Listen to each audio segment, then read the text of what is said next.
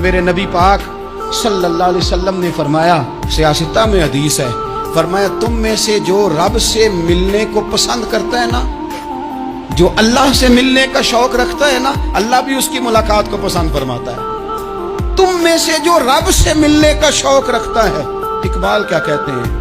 تیرے عشق کی انتہا چاہتا ہوں، تو میری سادگی دیکھ میں کیا چاہتا ہوں، میرا ذرا سا تو دل ہے مگر شوق اتنا، میں وہی لن ترانی سنا چاہتا ہوں، مالک میرا دل کرتا ہے میں تجھ سے کہوں رب آریلی، میں تجھے دیکھنا چاہتا ہوں، اور تو مجھے کہے لن ترانی، تو نہیں دیکھ سکتا، میرا ذرا سا تو دل ہے مگر شوق اتنا،